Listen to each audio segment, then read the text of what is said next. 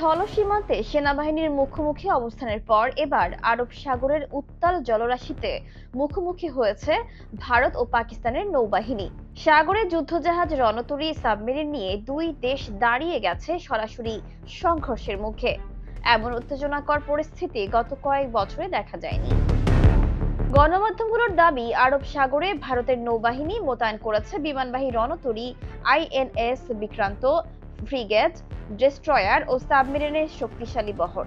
এইসব মোতায়েন করা হয়েছে পাকিস্তানের জলসীমা থেকে মাত্র 85 নটিক্যাল মাইল দূরে, অর্থাৎ যে কোনো মুহূর্তে শুরু হতে পারে সরাসরি সংঘর্ষ। জবাবে পাকিস্তানও বসে নেই। নিজের জলসীমায় ভারতীয় বহরের কাছাকাছি যুদ্ধজাহাজ ও সাবমেরিন মোতায়েন করেছে পাকিস্তান নৌবাহিনী। এমনকি পাল্টা শুরু করেছে সশস্ত্র মহড়া, যেখানে অ্যান্টিশিপ মিসাইল থেকে শুরু করে নৌ গোলাবর্ষণ পর্যন্ত চলছে রিয়েল টাইম অনুশীলন। ভারতের পক্ষ থেকে চলছে অ্যান্টিশিপ ক্রুজ মিসাইলের পরীক্ষা, আর পাকিস্তান সেই মিসাইল পরীক্ষার জবাবে তাদের নিজস্ব সিস্টেমও মাঠে নামিয়েছে। বিশেষজ্ঞরা বলছেন, এখন আর বিষয়টি কেবল মহড়ার মধ্যে সীমাবদ্ধ নেই, এটি স্পষ্ট শক্তি প্রদর্শন।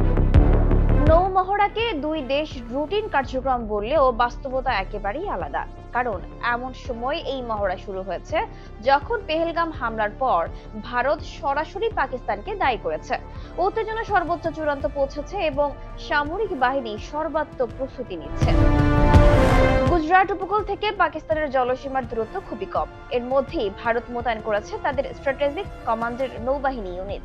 অন্যদিকে করাচি থেকে খুব বেশি দূরে নয় ভারতীয় জাহাজের অবস্থান। এইভাবে একে অপরকে এত কাছে সামরিক উপস্থিতি অতি বিপজ্জনক। এই মুহূর্তে যদি কোনো সাবমেরিন ভুলক্রমে সিগন্যাল পাঠায় কিংবা কোনো ফ্রিগেট গোলাবর্ষণ শুরু করে, তাহলে সেটি হতে পারে পূর্ণ মাত্রার যুদ্ধের সূচনা। আর এই যুদ্ধ দুটি পরমাণু শক্তিধর দেশের মধ্যে ঘটে গেলে এর ফলাফল ভয়াবহ হতে পারে। শুধু সমুদ্রেই নয়, পাকিস্তানের স্থলবাহিনীও চলছে পূর্ণাঙ্গ যুদ্ধ প্রস্তুতিতে।